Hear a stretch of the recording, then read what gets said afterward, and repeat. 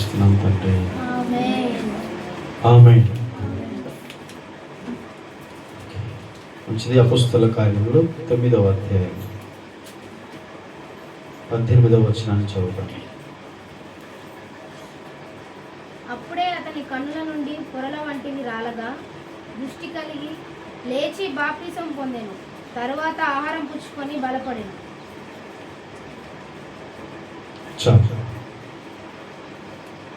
అప్పుడే అతని కన్నుల నుండి పొరల వంటివి రాలగా దృష్టి కలిగి లేచి బాప్తిసము పొందెను. తరువాత ఆహారము పుచ్చుకొని బలపడెను. ఈ వచనంలో నుండి మనం కొన్ని విషయాలు ఈరోజు నేర్చుకుంటున్నాం. అపొస్తలుడైన పౌలు మరి సౌలుగా ఉన్నప్పుడు దేవుడు అతన్ని దర్శించాడు. ఆయనను మరి ప్రభువు సౌలును దర్శించిన విధానం అంతా కూడా మనము ధ్యానిస్తూ వచ్చాం. ముఖ్యంగా ఒక సాధారణ వ్యక్తిని వాడుకొని మరి ప్రపంచానికి గొప్ప అపోస్తలుడుగా సువార్థికుడుగా మారబోతున్నటువంటి సౌలు అనే వ్యక్తిని దేవుడు మరి అననీయ ద్వారా, సాధారణమైన ఒక విశ్వాస ద్వారా దేవుడు బలపరిచిన సంగతులు నేర్చుకుంటూ వచ్చాం. అననీయ వెళ్ళి అతని మీద చేతులు ఉంచగానే, ప్రభు అయిన యేసు నీవు దృష్టి పొంది పరిశుద్ధాత్మ నింపబడినట్టు నన్ను పంపుడానని చెప్పాడు. అతని మీద చేతులు ఉంచాడు. వెంటనే పరిశుద్ధాత్మ శక్తి, దేవుని యొక్క ఆత్మ శక్తి అతనిలోనికి వచ్చి వెంటనే అతడు స్వస్థత పొందాడు. అయితే అతడు స్వస్థత పొందిన విధానం ఇక్కడ రాయబడింది. అప్పటికే 3 దినాలు నుండి అతడు చూపు లేకుండా ఉన్నాడు. అతని కన్నులకు ఒక పొరలు వంటివి ఉన్నాయి. దృష్టి లేకుండా, భౌతికపరమైనటువంటి చూపు లేకుండా అయిపోయిన పరిస్థితిలో ఉన్నాడు సౌలు. వెంటనే కన్నుల నుండి పొరల వంటివి రాలగా, కన్నుల్లోంచి పొరల వంటివి రాలిపోయాయి. సరే, పొరలు అంటే ఏంటి, అవి ఎలా ఉంటాయి అనేది మనకు కొంచెం అర్థం చేసుకోవడానికి, మీకు చేప పొట్టు ఉంటుంది కదా, పొలుసులు, అలా కన్నుల మీద నుండి పొలుసుల వంటివి, అంటే ఎన్ని పొరలు ఉన్నాయో తెలియదు, అవి రాలిపోయాయి అన్నమాట. అవి తొలగిపోయిన తర్వాత, అవి రాలిపోయిన తర్వాత అతనికి భౌతికమైన చూపు వచ్చింది. ఈ నేత్రాలతో చూడగలుగుతున్నాడు. రెండవది ఆత్మీయ చూపు, దృష్టి కూడా కలిగింది అతనికి. ఆత్మీయ కన్నులు తెరవబడ్డాయి. అంటే ఆత్మ నేత్రాలు కూడా ఉంటాయి. అవి దేవుణ్ణి చూసే కన్నులు, ఆత్మ సంబంధమైన వాటిని చూసే కన్నులు అవి. ఆ కన్నులు కావాలంటే ఖచ్చితంగా దేవుని దర్శనం కావాలి. ఆ చూపు కావాలంటే ఖచ్చితంగా దేవుని యొక్క స్పర్శ లేక దేవుని యొక్క దర్శనం, దేవుని యొక్క వెలుగు మనకు కావాలి. అది ప్రతి ఒక్కరికి అవసరం. చాలామంది దేవుని ఎందుకు తెలుసుకోలేకపోతున్నారు అంటే, ఈ లోకంలో ఎంతోమంది నిజమైన దేవుణ్ణి, నిజమైన రక్షకుణ్ణి, వారి సృష్టికర్తను వారు తెలుసుకోలేకపోవడానికి కారణం ఏంటో తెలుసా? వారికి భౌతిక నేత్రాలు అయితే తెరవబడ్డాయి. ఈ లోకంలో మంచిగానే కళ్ళు బాగానే పనిచేస్తున్నాయి, చూస్తున్నారు. కానీ వారి ఆత్మ కళ్ళు మూయబడి ఉన్నాయి. అవి రాలిపోవాలి. ఆత్మీయ కన్నులు తెరవబడాలి. ఈ యుగ సంబంధమైన దేవత ఈ అవిశ్వాసులైన వారి మనోనేత్రాలకు గుడ్డితనం కలగజేసింది. అంటే వారి కళ్ళకు పొరలను సాతాను తీసుకొచ్చాడు. ఆత్మీయ కళ్ళు మూసివేశాడట. అందుకనే మనోనేత్రాలకు వారికి గుడ్డితనం కలగజేసింది. ఆత్మీయ కళ్ళకు గుడ్డితనం కలగజేసింది సాతాను చేశాడు. కాబట్టి వారు దేవుణ్ణి తెలుసుకోలేకపోతున్నారు, ఇంకా అంధకారంలో ఉంటున్నారు. ఈరోజు దేవుని దగ్గరికి వచ్చిన వారు కూడా చాలామంది ఇంకా ఆత్మీయ కళ్ళు తెరవబడకుండా ఇంకా ఆత్మీయ గుడ్డితనంలో ఉన్నారు. కేవలం ఈ కన్నులతో చూసేదే దాన్నే అనుకుంటున్నారు, కానీ వారి ఆత్మ కళ్ళు తెరవబడట్లేదు. అందుకనే ప్రార్థించాలి, దేవా నేను చూసే కన్నులు నాకు దయచేయమని, నా ఆత్మీయ కన్నులు తెరవచేయి, ఆత్మీయ దృష్టి నాకు దయచేయి. నేను ఏది చూసినా ఈ లోకం చూపుతో మాత్రమే కాదు, ఆత్మీయ చూపుతో చూడాలి. దేవా నిన్ను చూసే దృష్టి మాకు దయచేయమని మనం అడగాలి. దేవుడు ఖచ్చితంగా సహాయం చేస్తాడు. పౌలు జీవితంలో ఇదే జరిగింది. దేవుడు ఆత్మీయ అంధత్వాన్ని తొలగించినప్పుడు పౌలుకి నిజమైన దృష్టి వచ్చింది. కేవలం ఈ భౌతిక కళ్ళు మాత్రమే తెరవబడలేదు, ఈ చూపే రాలేదు. దీంతో పాటు రెండవది ఏంటంటే తనకు ఆత్మీయ కన్నులు కూడా తెరవబడి ఇక యేసుక్రీస్తు ఎవరో తెలుసుకోగలిగాడు. అప్పటి వరకు యేసును ఎరగకుండా యేసుకు వ్యతిరేకంగా జీవించాడు. అంటే రక్షకుడికి, దేవునికి, నిజమైన రక్షకుడికి, నిజమైన దేవునికి వ్యతిరేకంగా జీవించిన పౌలుకి ఎప్పుడు అర్థమైంది ఈయనే నిజమైన దేవుడని? ఆత్మ కన్నులు కూడా తెరవబడినప్పుడే. హల్లెలూయా. ఇక తర్వాత అతడు లేచి బాప్తిసము పొందెను. వెంటనే బాప్తిజం పొందాడట, ఇక ఆలస్యం చేయలేదు. ఇలా చేయాల్సింది ప్రతి ఒక్కరు కూడా. దేవుడు బ్రతికించాడు, దేవుడు నన్ను దర్శించాడు, దేవుడు నన్ను కాపాడాడు, దేవుని గురించి నేను విన్నాను, ఆయన రక్షణ వార్త నాకు వినబడింది, ఆయనే రక్షకుడు నేను తెలుసుకున్నాను అన్న క్షణంనే నువ్వు బాప్తిజం పొందాలి. ఇంకా రెండు ఆప్షన్ లేదు. ఎందుకంటే మరలా నిన్ను నాశనంలోకి నడిపించడానికి శత్రువు అయిన సాతాను ఎప్పుడు సిద్ధంగా ఉంటాడు. బాప్తిజంను చాలామంది ఆలస్యం చేస్తారు, రక్షణను చాలామంది నిర్లక్ష్యం చేస్తారు. వాళ్ళకి తెలియదు సాతాను యొక్క తంత్రాల్లో వాళ్ళు ఉన్నారని. సాతాను తంత్రం ఏంటంటే నువ్వు ఎన్ని సంవత్సరాలైనా నీ ఆత్మకు రక్షణ లేకుండా, ఈ లోక సంబంధంగా నీటి మూలంగా నువ్వు జన్మించకుండా, క్రీస్తును రక్షకుడిగా అంగీకరించి ఆయన బిడ్డగా నువ్వు బ్రతకకుండా, అంటే బాప్తిజం అనేది దేవుని బిడ్డ అనటానికి అదొక రుజువు. నీటి మూలంగా నువ్వు జన్మిస్తున్నావు, తర్వాత ఆత్మ మూలంగా నువ్వు జన్మిస్తావు. నువ్వు దేవుని రాజ్యంలోనికి ప్రవేశించాలంటే ఆత్మమూలంగా జన్మించాలి తిరిగి. అంటే నీ పాపముల విషయమై నువ్వు పశ్చాత్తాపడి మారుమనసు పొందాలి, నూతన జీవితం, ఆత్మీయ జన్మ. అది రెండవది లోక సంబంధంగా సాక్షార్థమై నీటి మూలంగా కూడా నీవు జన్మించాలి. అంటే బాప్తిజం కూడా వెంటనే తీసుకోవాలి. దీన్ని ఆలస్యం చేయకూడదు. మరి ఇంత గొప్ప పౌలుగా అపొస్తలుగా కాబోతున్నవాడు ఆత్మీయ దృష్టి ఎప్పుడైతే వచ్చిందో వెంటనే ఇంకా ఆలస్యం చేయలేదు. సెకండ్లో ఆయన బాప్తిజం తీసుకున్నాడు. అననీయనే బాప్తిజం ఇచ్చాడు. పరిశుద్ధాత్మను పొందుకున్నాడు. రెండవది ఆత్మ బాప్తిజం తీసుకున్నాడు. రెండవది నీటి బాప్తిజం కూడా తీసుకున్నాడు వెంటనే. ఆలస్యం చేయొద్దు. దేవుని నమ్ముకున్నావా, ఇంకా నీకేమిటి? దేవుని కొరకు నువ్వు జీవించాలి, నీకు రక్షణ కావాలి, ఇంకా ఆలస్యం చేయొద్దు. ఇక అంటే సగం దేవుల్లో సగం లోకంలో జీవిస్తానంటే నువ్వు ఎవరికీ దక్కకుండా అయిపోతుంది నీ జీవితం. వెంటనే రక్షణ పొందాడు, వెంటనే బాప్తిజం పొందాడు. బాప్తిజం వెంటనే పొందడం అర్థం ఏంటి తెలుసా? అతడు యేసును రక్షకుడుగా అంగీకరించాడు అనడానికి సాక్ష్యం అది. ఈ సాక్ష్యాలు చాలా మంది దగ్గర. లోకంలో చాలా మంది చూస్తూ ఉంటాం, యేసు అంటే నాకు ఇష్టం, లైక్, అభిమానం, ఐ లవ్ యూ జీసస్, అంతా అవుతాడు డూబే. యేసుప్రభు అంటే నాకు చాలా ప్రాణం అంటాడు. ప్రాణం అయితే కనీసం బాప్తిజం కూడా తీసుకోలేదు. నీ ప్రాణం అని ఎట్లా చేస్తావు? ఇంకా ప్రాణం పెట్టిస్తావు.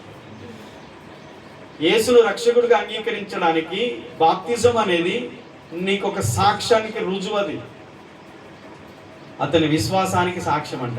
ఆమె చెప్పండి, అతని బాప్తిజం ఎందుకు? విశ్వాసానికి. ఏ విశ్వాసం? యేసే రక్షకుడు అని, ఆయనే రక్షించువాడు, ఆయనే దేవుడు, ఆయనే నా రక్షకుడు, ఆయన ద్వారానే నాకు నిత్య జీవం అని నువ్వు నమ్ముతున్నావు. ఆ నమ్మకానికి సాక్ష్యం ఏంటి? నువ్వు పొందే బాప్తిజం. అందుకనే మార్కు 16:16 ఏముంది? మార్క్స్ వార్త 16:16 నమ్మి బాప్తిజం పొందిన వాడు రక్షింపబడును, నమ్మని వానికి శిక్ష విధించబడును. ఎవరు చెప్పారు? యేసే చెప్పారు. అయితే చాలా మంది నమ్ముతున్నారు కానీ బాప్తిజం తీసుకోరు. ఏం నమ్ముతున్నారా? యేసు ప్రభువే దేవుడు అని నమ్ముతున్నారు, కానీ మరి నీ సాక్ష్యం ఏంటి? నమ్మకానికి, విశ్వాసానికి సాక్ష్యమే, నువ్వు రక్షించబడిన వ్యక్తిగా గుర్తించబడడానికి సాక్ష్యమే బాప్తిజం. నీటి మూలముగా జన్మించాలి. మరి అపొస్తలుల కార్యములో కూడా 3000 మంది బాప్తిజం పొందారు ఒక ప్రసంగానికి. ఫస్ట్ ప్రసంగం 3000 మంది బాప్తిజం పొందారు. అయ్యలారా, మేము ఏం చేయాలి? మా కొరకు వచ్చిన వారిని మేమే చంపేశాం, మా పాపముల కొరకు చనిపోవడానికి వచ్చిన వారిని, మేము మా కొరకు రక్షణ ఇవ్వడానికి వచ్చిన వారిని మేము ద్వేషించాం, మేము బాధ పెట్టాం, ఆయన శిలువ వేశాం. అయ్యో మేమేం చేయాలని యూదులు, అక్కడ ఉన్నటువంటి జనసమూహాలు, పెంతెకొస్తు దినాన వాళ్ళందరూ అంటుంటే పేతురు అన్నాడు, మీరు ఏం చేయాలంటే చెప్తాను, ఇదిగో మీరు మారు మనసు పొంది ప్రతివాడు పాప క్షమాపణ నిమిత్తం యేసుక్రీస్తు నామములో బాప్తిజం పొందండి. ఎందుకమ్మా బాప్తిజం ఎందుకు పొందాలమ్మా? పాప క్షమాపణ అంటే నీ పాపాలు క్షమించబడాలంటే కూడా నీటి బాప్తిజమే దానికి మొదటి మెట్టు. చూసారా? అంత ఈజీగా మనం తీసేస్తాం. బాప్తిజం ఏముందిలే, బాప్తిజం అంటే నువ్వు దేవుణ్ణి బిడ్డ అనడానికి ఈ లోకంలో సాతాను కూడా గుర్తిస్తాడు. అమ్మో ఇంతకాలం ఇక నా బిడ్డ అనుకున్నా కానీ ఇప్పుడు పోయి బాప్తిజమే తీసుకుంది, ఇంకా రక్షణ పొందింది, ఇంకా నాకు అవకాశమే లేదు అని వేరే ప్రయత్నాలు చేస్తుంటాడు ఇంకెక్కడన్నా నిన్ను పాపంలో పడేయడానికి. ఇంకా అది కూడా నువ్వు ఛాన్స్ ఇవ్వకుండా నీ పరిశుద్ధతను కాపాడుకొని క్రీస్తు బిడ్డగా నువ్వు బ్రతకొచ్చు. ఎందుకంటే ఆయన ఎల్లప్పుడూ ఆయన దూతలు ఆయన బిడ్డలతో ఉండి వారిని కాపాడుతూ ఉంటారట. హల్లెలూయా. కాబట్టి ఇది ఆయన నమ్మకానికి సాక్ష్యం, విశ్వాసానికి సాక్ష్యం. తర్వాత ఆహారము పుచ్చుకొని బలపడను. సరే, వాస్తవానికి అక్కడ భౌతికమైన ఆహారమే. 3 రోజులైతే ఫాస్టింగ్ ఏం తినలేదు, కానీ ఇప్పుడు ఏం చేస్తున్నాడంటే భౌతికపరమైన ఆహారం తింటున్నాడు. దాన్ని ఆత్మీయంగా మనం అర్థం చేసుకుంటే ఆత్మ సంబంధమైన ఆహారం కూడా అతడు తింటున్నాడు, అతని ఆత్మ కూడా బలపడుతుంది. ఆమె ఒక రోగి, ఒక పేషెంట్ కొంచెం అతనికి స్వస్థత కలిగిన తర్వాత వైద్యుడు సూచిస్తాడు, పలాని పెట్టండిగా. ఎందుకు? ఆ రోగి మళ్ళీ బలం పొందుకోవాలంటే ఏం కావాలి? ఫుడ్ కావాలి. ఎంత మెడిసిన్స్ ఇచ్చినా, ఎంత ట్రీట్మెంట్ చేసినా అతనికి శరీరానికి కావాల్సింది పెట్టాల్సిందే. కాబట్టి దేవుడు కూడా మనకు ఆత్మ సంబంధమైన ఆహారాన్ని, వాక్యం అనే మన్నా అనే పరలోక మన్నాను, వాక్యం అనే ఆహారాన్ని మనకు దేవుడు ఇస్తాడు. అది మనం తిని ఆహారం పుచ్చుకొని మనం బలపడాలి. ఆమె మన శరీరం బలపడాలంటే మంచి ఫుడ్ తీసుకోవాలి, మంచి ఆహారం తినాలి. మరి మన ఆత్మ బలపడాలంటే కూడా దేవుని యొక్క వాక్యాన్ని మనం, శ్రేష్టమైన ఆత్మ సంబంధ ఆహారాన్ని మనం తినాలి. అందుకని వాక్యాన్ని చదవాలి, చదువురాని వాళ్ళు వాక్యాన్ని వినాలి, దేవుని మాటలు వింటూ ఉండాలి. ఎప్పుడు దేవుని మాటలు వింటూ ఉంటేనే నీ విశ్వాసం అభివృద్ధి అవుతుంది, నీ ఆత్మ బలపడుతుంది. ఆహారం పుచ్చుకొని బలపడేను. బలపడాలంటే ఏం కావాలి? ఆహారం కావాలి, అంతేనా? బలంగా ఉండాలంటే తిండి మానేసి ఉండాలా? శరీరం బలంగా ఉండాలంటే మంచిగా తినాల్సిందే. ఓకే, ఆత్మ బలంగా ఉండాలంటే దేవుని యొక్క మాటలు వినాలి, వాక్యాన్ని వినాలి, చదవాలి. అది ఎప్పుడు మనం హృదయంలో ధ్యానిస్తుండాలి, మన ఆత్మ బలంగా ఉంటుంది. ఆమేన్. 3 సందర్భాలు. ఇప్పుడు ఆయన చేతులుంచి ప్రార్థించినప్పుడు పరిశుద్ధాత్మతో నింపబడ్డాడు సౌలు. అననీయ చేతులుంచగానే పరిశుద్ధాత్మతో నింపబడ్డాడు. 3 జరిగాయి. కన్నుల నుండి పొరలు రాలిపోయాయి, దృష్టి కలిగింది. 2వది అతడు బాప్తిజం పొందాడు. 3వది ఆహారం పుచ్చుకొని బలపడ్డాడు. ఇక దేవుని కార్యం అతని జీవితంలో ప్రారంభమైంది.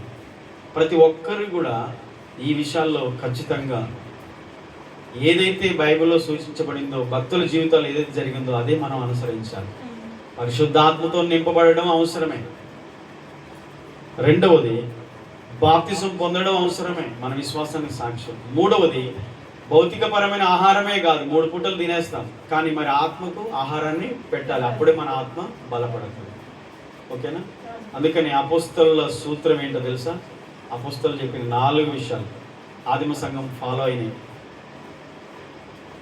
వారు అపోస్తల బోధయందును, సహవాసమందును, రొట్టె విరిచేందును, ప్రార్థన చేయించేందును ఎడతెగకున్నారట. అంటే ఎప్పుడు కూడా సహవాసం అనేది ఉంది, సహవాసానికి దూరం కాలేదు, సహవాసములో ఉన్నారు. అంటే ఇంకా చెప్పాలంటే ప్రతి దినము ఇంటింట కూడుకునేవారట. మనకన్నా ఆదివారం ఒకరోజు ఆరాధన జరిగితే అందరూ ఆదివారం వస్తున్నారు. కొంతమంది రావట్లేదు, కొంతమంది నెలకే ఒక్కసారి వస్తారు. కానీ ఆదిమ సంఘం ప్రతిరోజు ప్రతి ఇంట్లో గృహగుడిక జరిగేది. కానీ మన ఇంట్లో జరుగుతుందా? సంవత్సరానికి ఒకటి కూడా జరుగుతుంది. కొంతమంది అయితే 10 సంవత్సరాలుగా ఒక ప్రార్థన లేదు. మన కుటుంబంలో సహవాస కూడికలు ఉన్నాయంటే లేవు. అంటే ఆదిమ సంఘాన్ని ఫాలో అయ్యే వాళ్ళు చాలామంది తక్కువ. సహవాసము, అపోస్తల బోధ అనగా వాక్యము, ప్రభు వల్ల రొట్టె సంస్కారం ఏదైతుందో అది అనుదినం కూడా ఆచరించేవారు. 4వది ప్రార్థనలో కూడా ఎప్పుడు అందరు ఎడతెగ ప్రార్థించేవారు. సంఘంతో కలిసినప్పుడు ప్రతిదినం ఇంటింట ప్రార్థించేవారు. సంఘ సహవాసంతో వ్యక్తిగతంగా కూడా వారు ప్రార్థన చేసేవారు. మరి ఈరోజు సంఘాలు ఇవి కనిపిస్తున్నాయా? లేదు. అపోస్తలు పాటించింది, ఆదిమ సంఘం పాటించింది, ఆ బోధ లేదు, వాక్యంలో లేరు, ప్రజలు ప్రార్థనలో లేరు, సహవాసంలో లేరు. చాలా మిస్ అయిపోతున్నారు. కనీసము వారు అనుసరించిన దాంట్లో కొంతైనా మనం అనుసరించకపోతే రేపు క్రీస్తును ఎదుర్కొనే ఆ సామర్థ్యాన్ని కూడా మనం కోల్పోతాం. అందుకని క్రమం తప్పకుండా దేవుని సన్నిధికి రావాలి. ప్రతి ఆదివారం సహవాసంలో ఉండాలి ఖచ్చితంగా. ఇంకా పాత నిబంధనలు చాలా కఠినమైన కట్టడం ఉండదు. 6 దినాలే నువ్వు పని చేయాలి, 7వ దినం నువ్వు పని చేయద్దు, విశ్రాంతి దినం. అది నీది కాదు. 7వ రోజు ఎవరిది? 6 రోజులే మనిషి. 6 రోజులు మనం ఏ పనైనా కష్టపడుతున్నాం, వ్యవసాయం, కూలి పని, ఏ పనైనా చేయండి. కానీ 7వ రోజు నువ్వు ఏ పని చేయద్దు. కనీసం పుల్లలు ఏరకపోయినా పొయ్యిల పుల్లలు ఏరుకోవడానికి పోతే రాళ్ళతో కొట్టి చంపేవాళ్ళు. అంత కఠినమైన రూల్స్ ఉన్నాయి. ఈరోజు ఎన్ని ఆదివారాలు ఎగ్గొట్టినా, ఎన్ని సహవాసాలు, ప్రార్థనలు మిస్ చేసినా మనల్ని అనేటోళ్ళు. కానీ రేపు అక్కడ లెక్క తెలుస్తుంది. ఈరోజు ఇష్టం వచ్చినట్టు మనం ఉన్నా రేపు. కాబట్టి అది అర్థం చేసుకొని ఈ క్రమంలో మనం వెళ్ళాలి. ప్రతి ఒక్కరు అమ్మ బాప్తిజం పొందాల్సిందే. దానికి ఏ సాకులు చెప్పకూడదు. నీ ఆత్మకు సంబంధించినది. నీ ఆత్మకు సంబంధించిన విషయాలని లోక సంబంధ విషయాలకు ముడిపెట్టుకొని నీ జీవితాన్ని అంతా వృధా చేసుకుంటావు, వాయిదాలు వేస్తావు. అంటే దేవుని కార్యమును అశ్రద్ధ చేయడం, అది శాపం తీస్తుంది మీదికి కదా. ఇర్మియా 48:10 ఏముంది? యెహోవా కార్యమును అశ్రద్ధ చేయవాడు శాపగ్రస్తుడు అంట.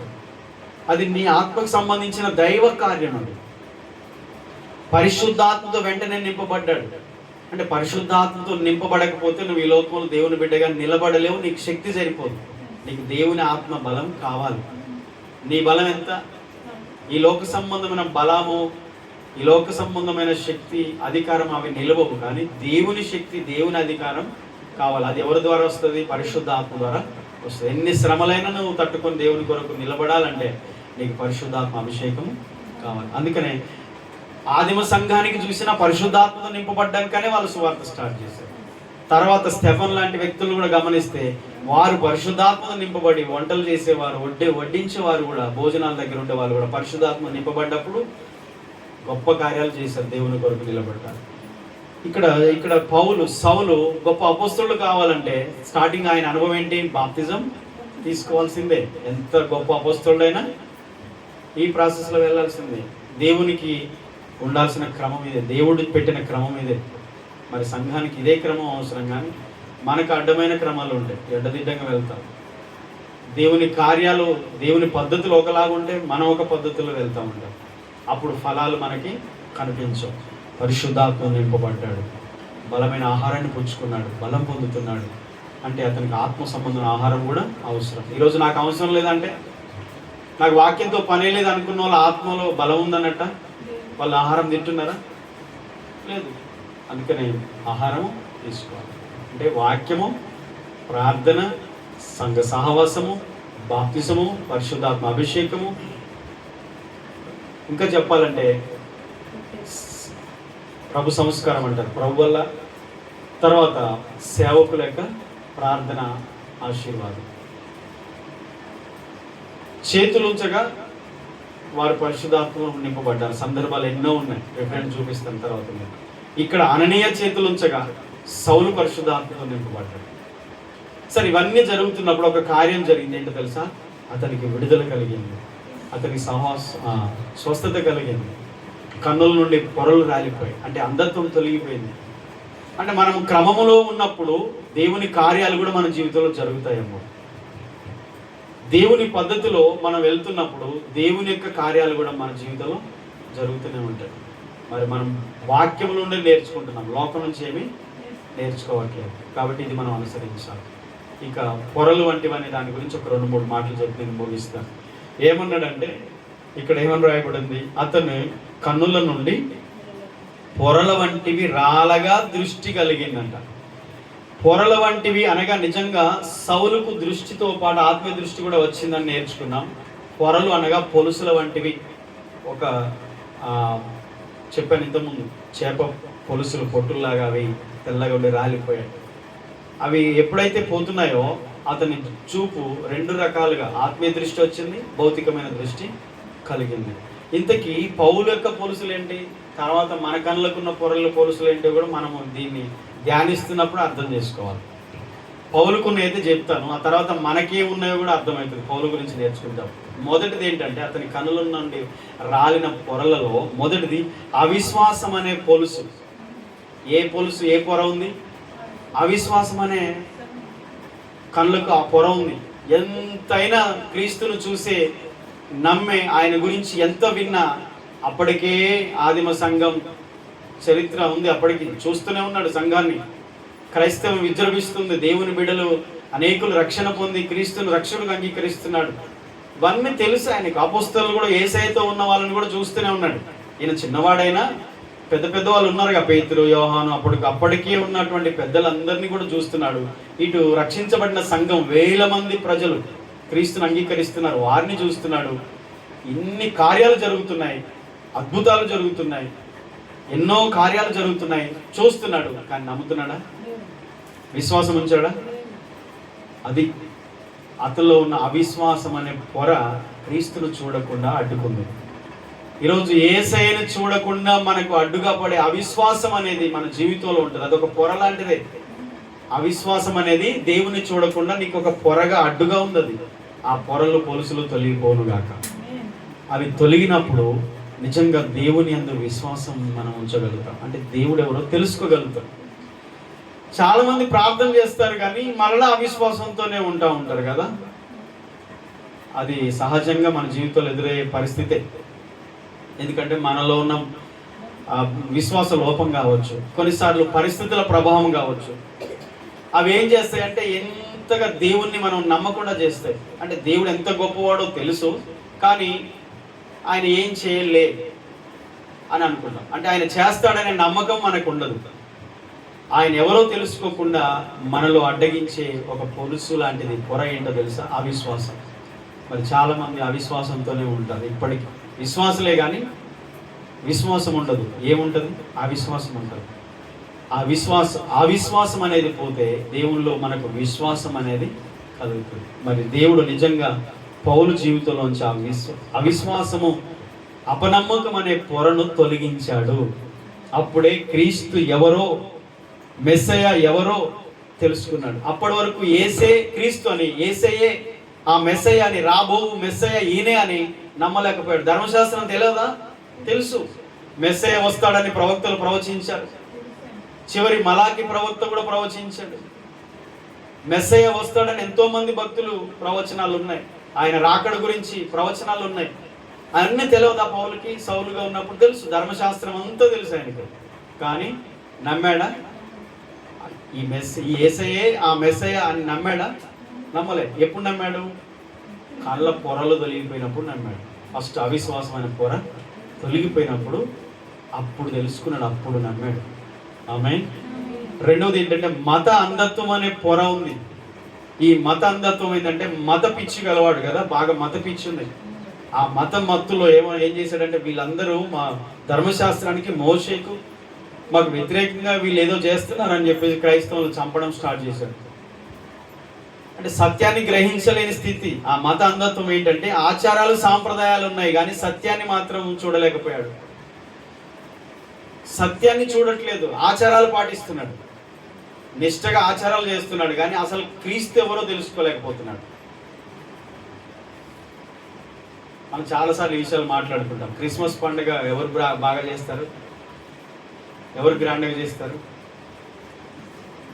క్రీస్తుని ఎరగని వాళ్ళే. అంటే క్రీస్తు గురించిన వెలుగు, ప్రత్యక్షత లేకుండా, ఆయన్ని రక్షకుడిగా హృదయంలో అంగీకరించకుండా నామకార్థంగా ఉండే వాళ్ళే క్రిస్మస్ పండుగ చేస్తారు. అంటే ఆయన పేరు మీద ఆచారాలు చేయొచ్చు, సాంప్రదాయాలు పాటించవచ్చు, ఏంటి కానీ దేవుడు అవి చేయమన్నాడా? తాను తెలుసుకోమన్నాడా? నన్ను తెలుసుకోండి అని ఆయన చెప్తే ఆయన తెలుసుకోడు. అసలు ఆయన గురించిన వెలుగు, ప్రత్యక్షత కలిగి ఉండదు కానీ ఆచారాలు పాటిస్తూ ఉంటాడు. పౌలు అదే ఆచారంలో ఉన్నాడు తప్ప, అంత నిష్ఠగా ఉన్నాడు తప్ప నిజంగా సత్యాన్ని గ్రహించలేకపోయాడు. అయితే ఈ పొలుసు తొలగిపోయింది. మత అంధత్వం అనేది కూడా కన్నుల నుంచి తొలగిపోయింది. ఇప్పుడు ఆచారాలు కాదు, క్రీస్తు వెలుగు వచ్చేసింది. ఆ వెలుగును లోకానికి ప్రకటిస్తున్నాడు. ఇప్పుడు ఆచార భక్తి చేయట్లేదు ఆయన ఏం చేస్తున్నాడంటే క్రీస్తు కొరకు ప్రకాశిస్తున్నాడు.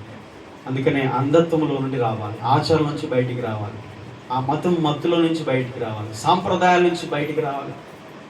పితరుల ఆచారాలు కొన్ని ఉంటాయి, ఆచారాల నుంచి బయటికి రావాలి. ఆచారాలు కాదు, మనం క్రీస్తును ప్రకటించాలి, క్రీస్తు కొరకు జీవించాలి, క్రియలతో బ్రతకాలట. అంటే ఆచారాలు ఏమో మాటలతో ఉంటాయి, ముచ్చట్లే, కానీ సత్యము గ్రహిస్తే క్రియలతో బ్రతుకుతారు, లోకానికి వెలుగిస్తారు. అందుకని మత్తయి 5:16 యేసుప్రభు వారు చెప్పారు, మీ వెలుగు అన్యజనుల ఎదుట ప్రకాశింపనీయండి. మీ సత్క్రియలు చూసి అన్యజనులు మీ తండ్రిని మహిమపరచాలంటే, మీ క్రియలను చూసి మీ పరలోకపు తండ్రిని మహిమపరచాలంటే అన్యులు, మీరు వారి మధ్య ఏం చేయాలి? మీ క్రియలను సత్క్రియలు చూపించి మీ వెలుగు ప్రకాశింపచేయండి. ఆచారాలు కాదు. అంటే వాక్యానుసారమైన ఆచారాలు కొన్ని ఉంటాయి, అవి పాటించవచ్చు, తప్పులేదు. వాక్యానుసారంగా కొన్ని పాటించాల్సిన ఆచారాల పద్ధతులు ఉంటాయి, అవి చేయాలి. యేసుప్రభు వారు పండగకు వెళ్ళలేదమ్మా? వెళ్ళాడు. ఆనాడు సమాజ మందిరాల్లో యూదుల పండుగలు అన్నింటిలోనే పాల్పొందాడు, పెళ్లిలో కూడా పాల్పొందాడు.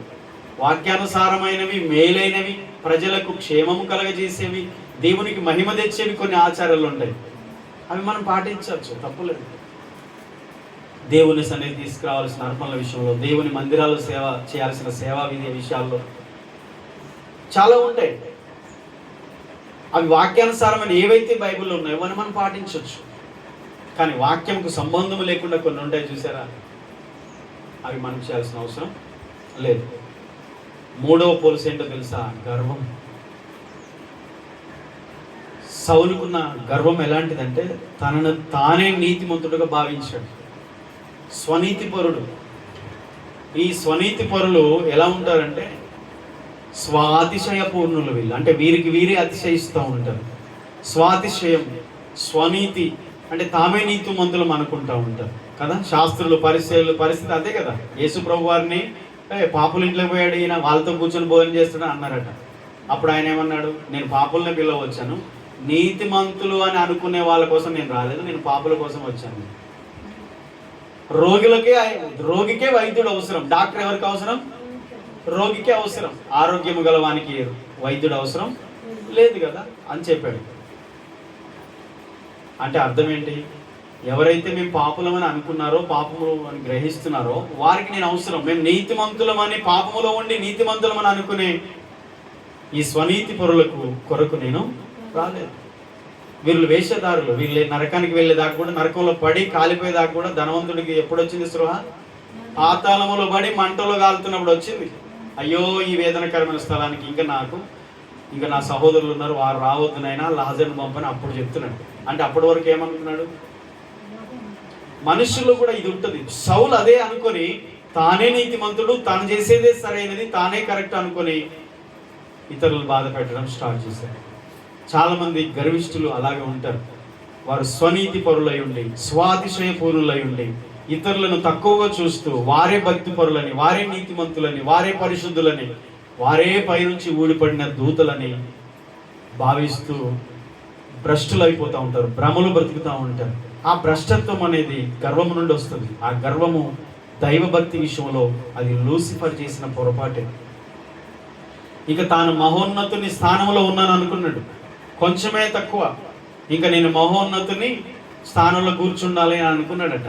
అంటే దేవుడు ఒక స్థానాన్ని ఇస్తే, దేవుడు ఒక స్థాయిని ఇస్తే, దేవుడు హెచ్చిస్తే దాన్ని మిస్యూజ్ చేసుకోవడం, మిస్బిహేవియర్గా ప్రవర్తించడం, తప్పుగా దాన్ని చేయడం. దేవుడు ఒక స్థాయిని ఇస్తాడు, ఒక స్థానాన్ని ఇస్తాడు, ఒక హోదాని, ఒక పదవిని ఇస్తాడు, ఒక కుర్చీ ఇస్తాడు, ఒక సింహాసనం ఇస్తాడు దేవుడు. అయితే క్యారెక్టర్ చేంజ్ కాకూడదు. అర్థమవుతుందా? దావీదట తను ఎలాగా ఉన్నాడో గొర్రెలు కాసేటప్పుడు, మహారాజు అయిన తర్వాత కూడా ఆ స్థితిని మర్చిపోకుండా ఉండడానికి ఆ గొర్రెల కాపరికి ఉన్నప్పుడు వాడిన కర్ర, దుస్తులు ఏవైతున్నాయో అవి ఒక గదిలో ఉంచి ఆయన రాజు సింహాసనంలో కూర్చున్న అప్పుడప్పుడు వెళ్ళి అవి చూసుకునేవాడట. ఇది ఊహ. ఎందుకంటే తను రాసిన కీర్తనలను బట్టి, తన మాటలను బట్టి అర్థం చేసుకోవచ్చు. ఆయన ఎప్పుడు మర్చిపోలేదు, తన మొదటి స్థితిని మర్చిపోలేదు, తన దీన స్థితిని మర్చిపోలేదు, తన ఆరంభాన్ని, తన ప్రారంభాన్ని, తన గతిలేని స్థితిని దావీదు ఎప్పుడు మర్చిపోలేదు. మహారాజు అయిన తర్వాత కూడా అదే స్థితిలో ఉండి దేవుని ఆరాధిస్తున్నాడు, దేవుని గణపరుస్తున్నాడు. సౌలు లాంటి వాడు గాడిదలు వెతకడానికి వెళ్ళిన వానికి రాజ్యభారం దొరికింది. తన తండ్రి కీషు తండ్రి గాడిదలు పోతే వెతకడానికి వెళ్ళాడు. గాడిదలు వెతకడానికి వెళ్ళినోనికి ఏం దొరికిందమ్మా?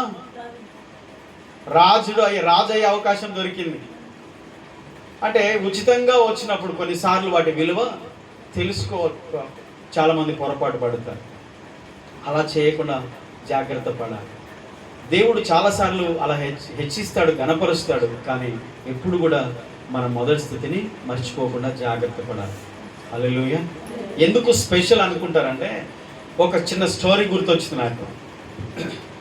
ఒక వజ్రాల వ్యాపారి ఉన్నాడు. వజ్రాల వ్యాపారి. వజ్రాలు అంటే చాలా లక్షల కోట్ల రూపాయల విలువ చేసే ఉంటాయి, డైమండ్స్. వజ్రాల వ్యాపారి ఒకరోజు ఒక వజ్రం పోయింది, వెతుకుతూ ఉన్నాడు. అయితే ఆయన ఇంట్లో ఎలుకలు చాలా ఉంటాయి. ఏదో ఒక ఎలుక వజ్రాన్ని మింగుండొచ్చు, ఇది చాలా విలువైంది కదా అని చెప్పేసి ఎలుకలు పట్టేవాడిని తీసుకొచ్చాడు. వజ్రం పోయింది కదా, వజ్రం కోసం తీసుకొస్తే అతడు ఇంట్లోకి రాగానే వెంటనే టకీమని చెప్పేశాడు, ఇదిగో ఆ ఎలుక మింగింది, ఈ వజ్రాన్ని ఆ ఎలుక మింగింది అని చెప్పాడు. అంతే. అయ్యా ఎట్లా చెప్పగలిగావు? ఇన్ని ఎలుకలు ఉన్నాయి కదా, ఆ వజ్రాన్ని ఆ ఎలకే మింగిందని నువ్వు ఎట్లా చెప్పగలవు అని అంటే, అన్ని ఎలుకలు ఒక్కాడుంటే ఆ ఎలుక ఒక్కాడున్నాడు. అంటే మిగతా వాటిది కలవట్లేదు, సపరేట్గా ఉంది, దూరంగా ఉంది, వాటికి కలవకుండా ఉంది. ఇదేంటి, ఎందుకయ్యా మీరు ఎట్లా చెప్పగలిగారు అని అంటే, ఇదిగో అది ప్రత్యేకంగా ఉంది, మిగతా ఎలుకలతో కలవట్లేదు, ప్రత్యేకంగా ఉంది చూడు. ఎందుకు ప్రత్యేకంగా ఉందంటే, కొంతమందికి నడవంత్రాన సిరి అంటే మధ్యలో ఒక రకమైన, దాన్ని ఏమంటారు మోటు భాషలో, ఆశీర్వాదం అనొచ్చు, మనం ఆశీర్వాదం అంటాం. అది ఆశీర్వాదం కాదు, కానీ లోక సంబంధమైన ఒక ఐశ్వర్యం కావచ్చు. నడమంత్రపు సిరి ఎవరికైనా మధ్యలో ఒకసారి తగిలితే లక్కీ లాటరీ లాగా, ఒకసారి అనుకోకుండా వాళ్ళ స్థాయి ఒకేసారి పెరిగినాయి అనుకోండి, అప్పటి వరకు ఏమీ లేకుండా వెంటనే వాళ్ళలో క్యారెక్టర్ చేంజ్ అయిపోతుంది, వాళ్ళ నడవడిక చేంజ్ అయిపోతుంది. ఒకేసారి డబ్బు వచ్చినా, ఒకేసారి ఆస్తి వచ్చినా, ఒకేసారి పదవి వచ్చినా, ఒకేసారి వచ్చినప్పుడు వెంటనే వాళ్ళలో చేంజ్ అయిపోయి, అప్పటి వరకు అందరితో మంచిగా మాట్లాడేవారు, అందరితో కలిసి ఉండేవాళ్ళు, అందరినీ ప్రేమించు, అందరితో కలిసిపోయే మనసుండి, ఏ హెచ్చు తగ్గు లోపాలు లేకుండా ప్రేమ కలిగి ఉండే వాళ్ళు ఏం చేస్తారంటే దూరంగా వెళ్తారు, దూరంగా ఉంటారు, ప్రత్యేకంగా అనుకుంటారు. ఇంకా వాళ్ళు ఏమంటారంటే స్వనీతి పరులుగా, మేము ప్రత్యేకమైన వ్యక్తులమని అనుకుంటారు. సౌలులో మూడో పొర ఏంటి? సౌలుకు కళ్ళకి ఎక్కిన పొర ఏంటో తెలుసా? కళ్ళకి ఎక్కిన పొర ఏంటంటే మూడవది స్వనీతి పరుడు, అంటే గర్విష్టి, తనను తానే స్వనీతి పరుడుగా అనుకున్నాడు. ఇది పొరపాటు. కాబట్టి అది ఎప్పుడు రాకుండా జాగ్రత్త పడండి. ఎంతో మంది ఎగ్జాంపుల్ చూశాను.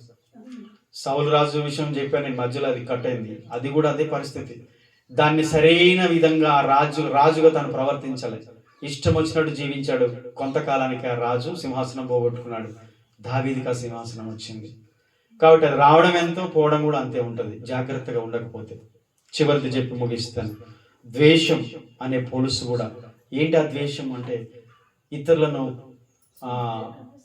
క్రైస్తవులను హింసించాడు, దేవుని బిడ్డలను బాధ పెట్టాడు. అది ఎప్పుడు కూడా బాధ పెట్టడం, ఇతరులు హింసించడం, వారి ప్రవర్తన, పౌలు యొక్క క్యారెక్టర్, ప్రవర్తన ద్వారా, విధానం ద్వారా ఇతరులకు ఎంతో బాధను కలిగించినటువంటి వ్యక్తిగా మనకు కనిపిస్తున్నాడు. కాబట్టి పొలుసులన్నీ రాలిపోయాయి. హల్లెలూయా. కన్నుల నుండి రాలిన పొరలు ఇవి. కాబట్టి అపొస్తలుడైన పౌలు కన్నుల నుంచి రాలిన పొరలు మరి యేసు ప్రభువుని గుర్తించడానికి అవి దేవుడు అతనికి సహాయం చేశాడు. మరి ఈరోజు మనలో ఉన్న బలహీనతలు ఏవైనా ఉన్నా సరే అవి పొరలు లాంటివే కావచ్చు. నమ్మలేకపోతున్నాం, కొన్నిసార్లు గర్విష్ఠులుగా ఉండవచ్చు, కొన్నిసార్లు ప్రేమ లేకుండా ద్వేషించే వారికి ఉండొచ్చు, కొన్నిసార్లు ఆచారంలో మనం మునిగిపోయి ఉండొచ్చు. ఇవన్నీ కూడా మన నుంచి తొలగిపోయినప్పుడు నిజంగా దేవుణ్ణి తెలుసుకొని సత్యాన్ని గ్రహించి మనము సత్యంలో నడవగలుగుతాం. అప్పుడు సత్యాన్ని గ్రహించాడు, సువార్త ప్రకటించి అపోస్తలుడు అయ్యాడు. సౌలు కళ్ళ నుండి పొలుసుల వంటి రాలిపోయాయి. కానీ నేడు చాలా మందిలో ఇంకా గర్వం, మతాంధత్వం, పాపం, అవిశ్వాసం ఇంక ఇలాంటివి ఉన్నాయి. కాబట్టి క్రీస్తు మాత్రం వాటిని తొలగించి ఆత్మీయ దృష్టిని కలిగించగలడు. ఆమేన్, ఆమేన్. సౌలు కన్నుల నుండి పొరలు వెంటనే రాలిపోయాయి. కానీ చాలా మంది జీవితాల్లో నుంచి అహంకారం అనే పొర ఇంకా రాలిపోవట్లేదు. సౌలు కన్నుల నుండి పొరలు వెంటనే రాలిపోయాయి. కానీ చాలా మంది జీవితాల్లోంచి గర్వము, పాపం అనే పొరలు ఇంకా రాలిపోవట్లేదు. జీవితాంతం అలాగే పొరలు ఉంటున్నాయి. కాబట్టి ఆ పొరలుంటే దేవుణ్ణి చూసే అవకాశం దొరకదు. అవి రాలిపోవాలి. ఇప్పటివరకు మనలో ఏదన్నా ఉంటే బలహీనతలు తొలగిపోవాలని మనం ప్రార్థన చేసుకుందాం. కళ్ళు మూసుకుందాం, అందరూ కూడా తల్ల వంచుదాం. ప్రేమగల తండ్రి, పరిశుద్ధుడా, మీకు వందనాలు. గొప్ప దేవుడు నైనా, కృపగలిగిన దేవుడు, మమ్మల్ని ప్రేమిస్తున్నావు గనుకనే మమ్మల్ని గద్దిస్తున్నావు దేవా.